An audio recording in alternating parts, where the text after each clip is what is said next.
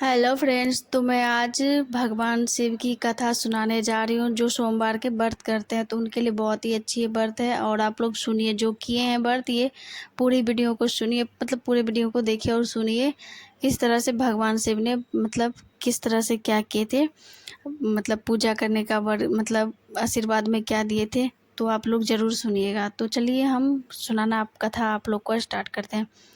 तो एक समय की बात है, किसी नगर में एक साहूकार रहता था। उसके घर में धन की कोई कमी नहीं थी, लेकिन उसकी कोई संतान नहीं थी।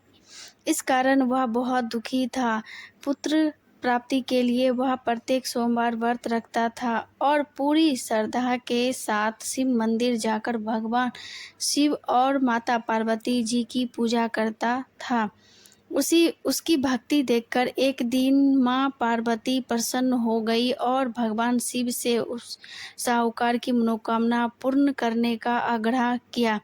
माता पार्वती जी की इच्छा सुनकर भगवान शिव ने कहा कि हे पार्वती, इस संसार में हर प्राणी को उसके कर्मों का फल मिलता है और जिसके भाग्य में जो है उसे भोगना ही पड़ता है।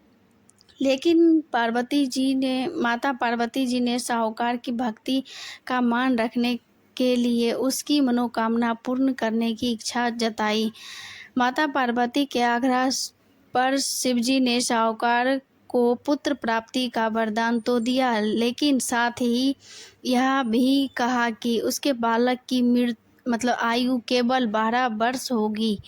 माता पार्वती और भगवान शिव की बातचीत को साहूकार सुन रहा था। उसे ना तो इस बात की खुशी थी और ना ही दुख। वह पहले की भांति शिवजी की पूजा करता रहा। कुछ समय के बाद साहूकार के घर एक पुत्र का जन्म हुआ। जब वहाँ बालक 11 वर्ष का हुआ तो उसे पढ़ने के लिए काशी भेज दिया गया। साहूकार के पुत्र के मामा को बुलाकर उसे बहुत सारा धन दिया और कहा कि तुम इस बालक को काशी विद्या प्राप्ति के लिए ले जाओ और मार्ग में यज्ञ कराना। जहाँ भी यज्ञ कराओ वहाँ ब्राह्मणों को भोजन कराते और दक्षिणा देते हुए जाना। दोनों मामा भांजे इसी तरह यज्ञ कराते और ब्राह्मणों को दान दक्षिणा देते काशी की ओर चल पड़े। रात में एक नगर पड़ा, जहाँ नगर के राजा की कन्या का विवाह था। लेकिन जिस राजकुमार से उसका विवाह होने वाला था वह एक आँख से काना था। राजकुमार के पिता ने अपने पुत्र के काना होने की बात को छुपाने के लिए एक चाल सोची। साहूकार के पुत्र को देखकर उसके मन में एक विचार आया। उसने सोचा, क्यों ना इस लड़के को दूल्हा बनाकर राजकुमारी से विवाह करा दूं। विवाह के बाद इसको धन देकर विदा कर दूंगा और राजकुमारी अपने नगर ले जाऊंगा। लड़के को दूल्हे के वस्त्र पहनाकर राजकुमारी से विवाह कर दिया गया। लेकिन साहूकार का पुत्र ईमानदार था, उसे यह बात न्याय संगत नहीं लगी। उसने अवसर पाकर राजकुमारी के चुन्नी के पल्ले पर लिखा कि तुम्हारा विवाह तो मेरे साथ हुआ, लेकिन जिस राजकुमार के संग तुम्हें भेजा जाएगा वह एक आँख से काना है। मैं तो काशी पढ़ने जा रहा हूँ।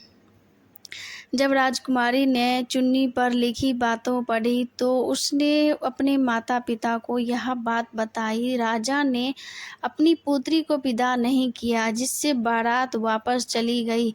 दूसरी ओर साहूकार का लड़का और उसका मामा काशी पहुँचे और वहां जाकर उन्होंने यज्ञ किया। जिस दिन लड़के के आयु 12 साल की हुई उसी दिन यज्ञ रखा गया। लड़के ने अपने मामा से कहा कि मेरी तबीयत कुछ ठीक नहीं लग रही है। मामा ने कहा कि तुम अंदर जाकर सो जाओ। शिवजी के वादानुसार कुछ ही देर में उस बालक के प्राण निकल गए। मृत भांजे को देखकर उसके मामा ने विलाप शुरू किया। संयोग वंश उसी समय शिवजी और माता पार्वती जी उधर से जा रहे थे। पार्वती ने माता पार्वती ने भगवान शिव से कहा कि स्वामी, मुझे इसके रोने के अब स्वर सहन नहीं हो पा रहा है। आप इस व्यक्ति के कष्ट को अवश्य दूर करें। जब शिवजी मृत बालक के समीप गए तो वह बोले कि उसी साहूकार के पुत्र हैं जिसे मैंने 12 वर्ष की आयु वरदान दिया। अब इसकी आयु पूरी हो चुकी है, लेकिन मृत भाव को विभोर माता पिता ने कहा कि कहा कि महादेव, आप इस बालक को और आयु देने की कृपा करें, अन्यथा इसके रोग में इसके माता पिता भी तड़प तड़प कर मर जाएंगे। तो माता पार्वती की आग्रह पर भगवान शिव ने उस लड़के को जीवित होने का वरदान दिया। शिवजी की कृपा से वह लड़का जीवित हो गया। शिक्षा प्राप्त करके लड़का मामा के साथ अपने नगर की ओर चल दिया। दोनों चलते हुए उसी नगर में पहुँचे जहाँ उसका विवाह हुआ था। उस नगर में भी उन्हें यज्ञ का आयोजन किया। उस लड़के के ससुर ने उसे पहचान लिया और महल में ले जाकर उसी खातिरदारी की और अपनी पुत्री को विदा किया। इधर साहूकार और उसकी पत्नी भूखे प्यासे रहकर अब बेटे की प्रतीक्षा कर रहे थे। उन्होंने प्रण कर रखा था कि यदि उन्हें अपने बेटे की मृत्यु का समाचार मिला तो वह भी प्राण त्याग देंगे, परंतु अपने बेटे के जीवित होने का समाचार पाकर वह बेहद प्रसन्न हुए। उसी रात भगवान शिव ने व्यापारी के स्वप्न में आकर कहा, हे सृष्टि, मैंने तेरे सोमवार के व्रत करने और व्रत कथा सुनने से प्रसन्न होकर तेरे पुत्र को लंबी आयु प्रदान की है।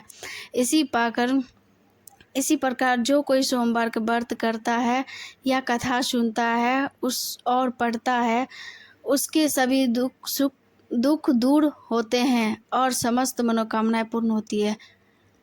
तो भगवान शिव ने यही बोले हैं माता पार्वती से, मतलब माता पार्वती ने ये सब बोले शिव भगवान से। तो आप लोग को कथा कैसी लगी है आप लोग ज़रूर बताइएगा और कथा ज़रूर सुनिएगा, बहुत ही अच्छा कथा है। तो आई होप वीडियो पसंद आए तो लाइक शेयर सब्सक्राइब कमेंट करना मत भूलिएगा। शेयर ज़रूर कीजिएगा ताकि दूसरे को भी कथा का लाभ पहुँचे। और आप लोग की मैं भगवान से यही प्रार्थना करूँगी कि जो भी इस कथा को सुने भगवान उसकी मनोकामना ज़रूर पूरे करें। जो भी इस कथा को सुनेंगे उसकी मनोकामना पूरी होगी। तो thank you for watching video. Bye bye. कथा ज़रूर सुनिएगा, फुल सुनिएगा। Bye bye.